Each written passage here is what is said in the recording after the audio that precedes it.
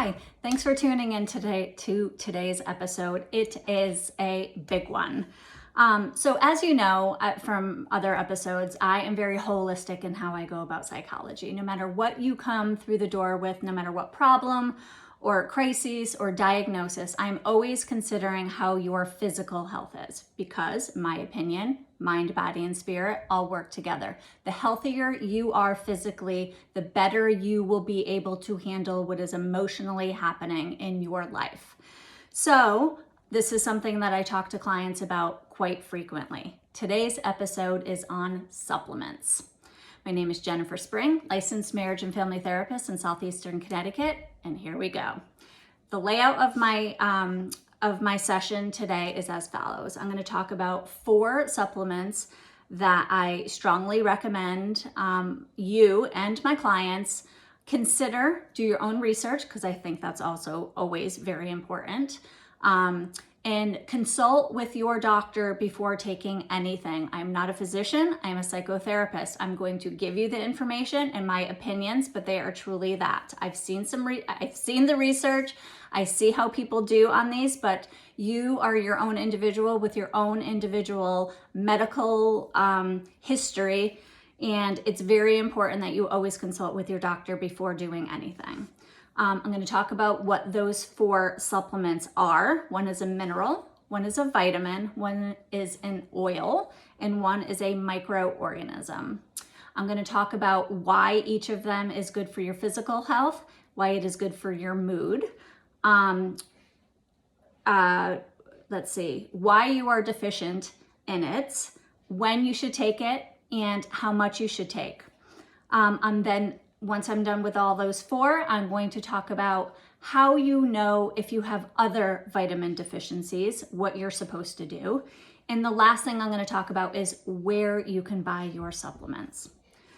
Okay, so here we go. Get your pen and paper ready. And number 1, the first one is a mineral. So a deficiency in this critical nutrient makes you twice as likely to die compared to other people. Americans are deficient in this. Over half of Americans are deficient in this and do not even know it. Taking it often alleviates and cures symptoms related to its deficiency. I am talking about magnesium. So a magnesium deficiency is going to present itself with inflammation, anxiety, insomnia, muscle tension, muscle cramps, Charlie horses perhaps, constipation, prolonged headaches and migraines, problems with your menstrual cycle or PMS, and some digestive issues like IBS or reflux. Okay, this critical mineral is responsible for hundreds of enzymes in our tissues in our body, mostly in our brain, in our muscle, and in our bones. Okay, you have to have this. You have to have magnesium in your cells in order to make energy. Most Americans are deficient in this because we eat a horrible diet.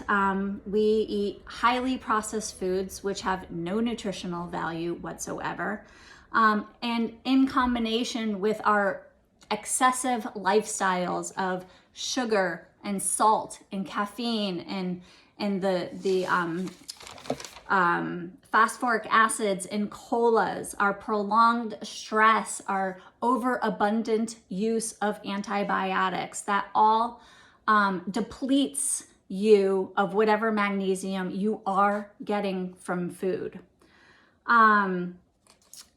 So taking a magnesium supplement in addition to what you might be getting already from a multivitamin, if you take a multivitamin, is going to relieve all of that.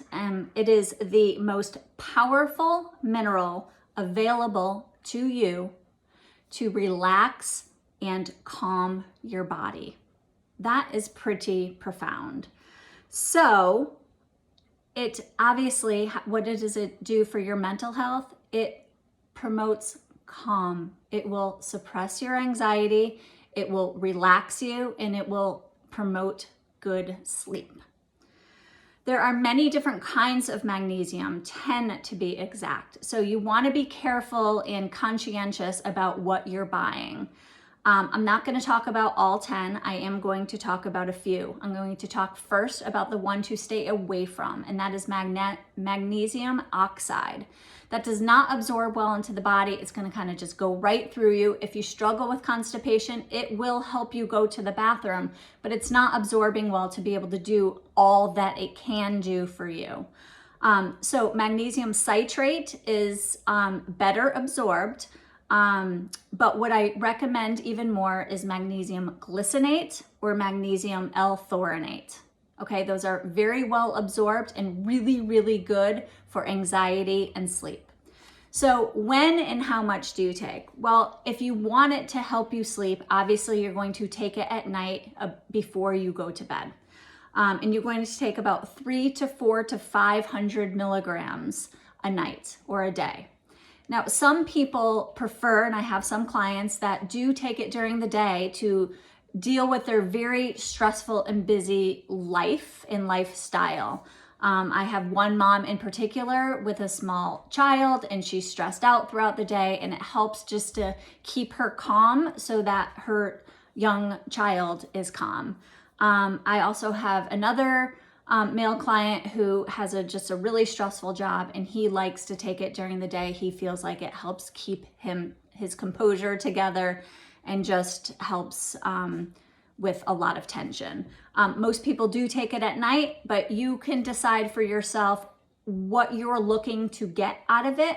You could potentially split your dose, so you're getting some relief and benefit during the day, and you are getting some for night to help promote that good sleep. Okay, moving on to number 2, and that is vitamin D3. So this is a fat-soluble vitamin that's found in some food, but why are we deficient in it? Well, you do not possibly eat enough healthy food that vitamin D is found in. Mostly vitamin D comes from the sun. It is called the sunshine vitamin, but here's the deal with sunlight. 2 things are happening. One is we only get ample amounts of sunlight exposure to our skin half of the year. The other half of the year, we're cold. We are inside. There's many, many less hours of actually sun rays to begin with. And if we are outside, we're bundled up. We're not soaking in those rays. In the summertime, when we are outside, we have SPF on. The SPF as low as 15 is going to block those UVB rays to not allow us to absorb that vitamin D that we need to get. So I do see tons of people that are still vitamin D deficient in the summer. So what is it going to do for your health? It's going to keep your bones healthy. It's going to help your immune system. It's going to improve your heart health. It's going to lower your blood pressure. It's going to help improve your energy. It's going to improve your cognitive health. What is it going to do for mood? It is going to improve your mood. Many studies have been shown that people with depression have low vitamin D. Okay, so bumping that vitamin D up is going to help just with overall better mood. When people come to me and tell me how exhausted they are and depressed, especially if it's people I've known for a long time and they just seem to be more so, I have them run out and go get a vitamin D test so we can look at their numbers. The numbers of vitamin D are on a scale from 0 to 100. The 40-ish range are normal. To me, I like to see numbers way up above 50, but many times I see labs that are in the 20s and 30s, and that explains it all. So important to get a blood test. You can just have your doctor order that when you go for your yearly exam, or just because you don't feel well and you're curious, that is something that can be ordered for you. I strongly recommend doing it at least once a year. Okay, so when should you take it and how much? Well, I recommend taking vitamin D with your morning or early afternoon supplements, whatever else you are taking at that time. How much you should take really depends on what the season is, how much you're outside, and what your numbers are if you know them. Okay, so for example, in the wintertime, I generally recommend people taking about 5,000 IUs. Vitamin D is measured in IUs, which stands for international units. Some people need as much as 10,000 IUs because their vitamin D is very, very, very low. In the summertime, if you are outside a lot, truly are outside. Now, I know some people in the summer that still don't go outside. If you are outside and you are absorbing those UVB rays, you could take less, 2,000 to 3,000, maybe even 1,000. Again, your multivitamin might have some of this in it, so you can supplement with lower amounts in the summer. I don't. I keep my levels. I want to keep my levels high consistently every day, all year long. So even though I'm in the sun daily with no sunscreen in the summer, I am supplementing on rainy or cloudy days with 5,000 IUs. I'm taking 5 to 10 throughout the winter to keep my levels up. So if you know where you are, you can base your dose around that, but 5,000 is generally what I recommend because most people are not getting it from the sunlight. Okay, so moving on to number 3, and this is going to be an oil, and in particular, it is omega-3. So it's also marketed as fish oil. We are paying attention, however, to the omega-3s. You do not need omega-6. You get plenty of that through your food. You do not need any more. You need omega-3. Omega-3 is broken down into EPA and DHA. We are in particularly paying attention to DHA. Okay, so we get this omega-3 from fatty fish. Why are we deficient in it? Well, because we simply don't eat that much. And it's not recommended that you eat this much fatty fish because there's too much mercury. But herring, tuna, anchovies, mackerel, salmon, if you eat your dose that day, you may not need to take your omega-3 that day. But we're just simply not getting it in our diet, and that's why we're deficient. So what is it going to do for your physical health? It's going to do a lot. It's going to support heart health and eye health. It's going to lower your blood pressure. It's going to lower inflammation. And I've said this before about the other supplements, and inflammation is huge. Inflammation leads to disease. So if we can get our level of inflammation under control, we will have less disease. Omega-3 is going to improve your skin and your hair. It's going to reduce liver fat. It's going to address allergies and asthma, maybe, and it's going to promote brain health. So our brains are consisted of a 60% fat. We are feeding our fatty brains with this really healthy fat. Brains get really happy. They become more sharp, memory improves, and it's been shown to lower the risk of dementia. Where it pertains to me is mood. How does it improve mood? Studies show in great, there's a lot of research out there that does support that it improves mental health, it improves depression, it improves bipolar, it improves many conditions of mental health. I want to just say something quickly, if we can go back for 1 second. There is somebody that's posted something on TikTok over the weekend, ironically with me doing this, that has gone viral, and it's caught the attention of the national news. And so they interviewed some MDs and asked and had them explain, how could this possibly happen? And what this particular guy posted was that he was somebody that struggled for most of his life with debilitating anxiety, and he went off his pharmacology and he went on to 500 milligrams of magnesium glycinate combined with vitamin D3, and he has never felt better. And so these MDs are having to explain how and why this has happened and if this is possible, and moving on to number 4. Number 4 is a microorganism, and it is a probiotic.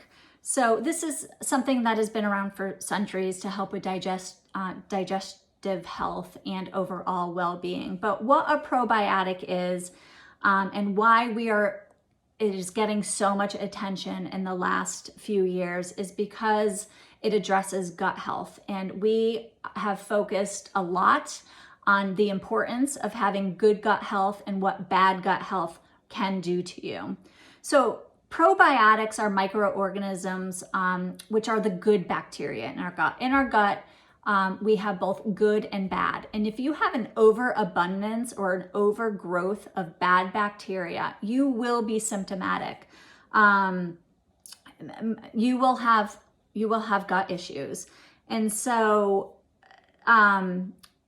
when we introduce a probiotic supplement, we are trying to reverse what's going on in the gut so that the good is outweighing the bad bacteria. So what does it do for your physical health? Improving gut health supports weight issues, which everybody wants to know. Obviously, your digestive health. So if you have IBS, bloating, diarrhea, constipation, gas, any kinds of problems with your gut, that is indication that you have poor gut health. Also, if you have sugar cravings, that is an indication that you perhaps have candida, which is a fungus which is overgrowing in your gut. So taking a probiotic, again, can address that too. Improving your gut health helps with energy. It can help with menopause. It can help with inflammation. Again, it can help with memory, and it can help get rid of damaging toxins that are in our body. We need to be very careful of the toxins that we are ingesting, the Febreze that we're spraying on our couches, the candles that we're lighting, the perfume that we're putting on, the hairspray, the body lotion. These are, not washing our fruit and our produce. I mean, there are toxins everywhere, and we need to be very careful, and you really need to be paying attention to limiting those as much as you can. The good news is if you have a healthy gut, your body will do a good job at getting rid of those toxins. What does this have to do with mood? Well, improving your gut is going to improve your mood. And the reason for that is serotonin. So serotonin is a chemical that carries messages between the nerve cells throughout our brain and our body. Essentially, these messages kind of tell the body how to work. Okay. When serotonin is at normal levels, we feel good. Our mood is good. We are focused and we are calm. When serotonin is low, we don't, and we feel the opposite. So the latest research and what we have now learned is that 90% of the serotonin that we have in our body, we thought was in our brain, and we're prescribing antidepressants and SSRIs. Well, 90% of serotonin is actually in our gut. So this makes 1,000,000,000% sense that we need to be taking care of our gut and to have a healthy gut. And so a probiotic can do that. Now, some people have a healthy gut and do not need to take a probiotic. So that is something that is an individual decision based on how I explained it earlier in terms of knowing if you might have an unhealthy gut or leaky gut or something like that. Okay, so when and how much should you take? You can take it in the morning on an empty stomach, or I prefer, and most people prefer, to take it before they go to bed with their magnesium so it can kind of do its thing in the gut during the night so you're able to go to the bathroom in the morning. There's two ways of picking out which probiotic is for you. This is the one we know the least amount of in terms of being able to recommend a specific dose. There are many different kinds of strains and CFUs, which are colony forming units. That is how this is measured. So the CFUs are the amount of alive and active microorganisms in each serving. They go from anywhere from 10 to 20 million, which is probably an adequate dose, up to billions. This one has 20 billion in it. Do not start with something so high. Start with something low, and you can probably just stay between the 10 and 20 million CFU range. The other thing you're going to look for is the number of strains There are multiple levels, multiple variations of strains of bacteria that are in these probiotics. This one, for instance, has 10 strains, and this bottle that I'm going to start after I finish this one has 16 strains. I have also bought bottles that have 5 strains. I tried to vary it, to be honest, just so I'm kind of getting different strains throughout the year. And really you want to pay attention to which one you feel like works the best for you, does not give you a stomach ache, and perhaps does target that energy. That's how you're going to kind of know which one is best for you. Okay. So those are the 4 supplements. Again, please consult with your doctor before doing anything. Other supplementation and how to know if you need it. How to know if you have other vitamin deficiencies.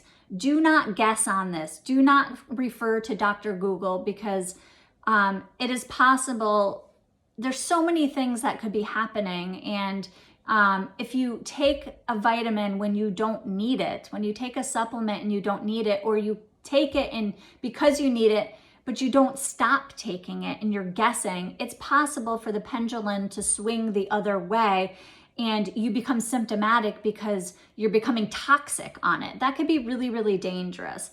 I always recommend that people do what's called a micronutrient test. So this is a beautiful blood test that really breaks down a lot of the vitamins and minerals and antioxidants that we have in our system, and gives you a gauge of kind of like empty to full. It lets you know how well you're doing, how successful you're being with where you're failing and where you're succeeding with your vitamins and minerals and antioxidants. It's really your roadmap to know where you should be supplementing very specifically. Now, unfortunately, this is not something that's going to be covered by your insurance company. You will pay out of pocket, and it is pricey. It will cost you a couple $100s. I get mine done every couple of years because I like to stay on top of that. I want to keep my immune system really healthy, and I want to know where I'm at all the time. So, and I will supplement according to that, in addition to these things I talked to you today, if and when I need to. Okay, so that is how you know if you have any other deficiencies. Now, Quest, well, your doctor can order this, by the way. So she or he can call this in for you and go to your local Quest, or it's something that can be ordered online. There are online pharmacies now that we can kind of just order our own blood tests, and it will be a kit that gets sent to you, and you do it at home. You collect your own blood with a finger prick. I'm not sure if this one is a finger prick, but there are a lot of tests that you are just self-administered, and then you get the results mailed to you. So that is a possibility. So talk to your doctor about whether or not you all think you need something like that. Okay. And then lastly, where do you buy your vitamins? Okay, so this is something that's really important, because if you're going to make the financial investment to buy these products, so for example, magnesium is going to cost you, it's not very expensive, $15 a month perhaps. Your omega-3s also about the same. Your vitamin D is very inexpensive as well, $10 probably. The probiotic does run you, especially if you're buying a good quality one, which I hope you are, could be as much as like $40 a month. So if you're going to make the financial investment to do this, then you want to make sure it's a good, high quality product. The problem with supplements is not regulated. So nobody is actually testing what is actually in these capsules to determine and make sure that what they say is on the back of the supplement facts label, what they say is actually in the capsule. So a lot of companies are just kind of filling the capsules with just filler, okay? And you're not getting truly what you think you're buying. So you want to stay away from buying vitamins or really anything on Amazon, because there are a lot of knockoffs. And even though the labeling might be in the packaging might be exactly the same, that $100 anti-aging face cream might not be the same thing as when you actually go to your salon or your skincare place to buy it. And the same thing with vitamins. So I recommend, if you are seeing a functional medicine doctor, she or he probably has their own brand, or they carry their own supplements. They are definitely high quality, so get them from your functional medical doctor. There's also an online pharmacy called Fullscript. Your doctor can actually send in a prescription for it, even if it's a vitamin, and you go in, you create an account, it's free, and you go ahead and purchase that item that's in the cart. And you put your own credit card information and it will be mailed to you. So that's Fullscript. Also, there's 2 online pharmacies that I use. One is called Vitacost and the other one is called Puritans Pride. I have had good luck with those, and that's where I tend to get mine if I'm not getting it from Fullscript. Okay, so that was a lot of information. Thanks for bearing with me. I hope you find it useful, and please do your own research. Always take responsibility for your own health. Consult with your doctor, and that's it. I hope this was helpful. Thanks. Please, before I forget, please subscribe and help me get to my goal. I'd really appreciate it. If you have any comments, if you have information about where you get your high quality supplements, that's always helpful. We're trying to help each other and share our information. And that's it. Thanks.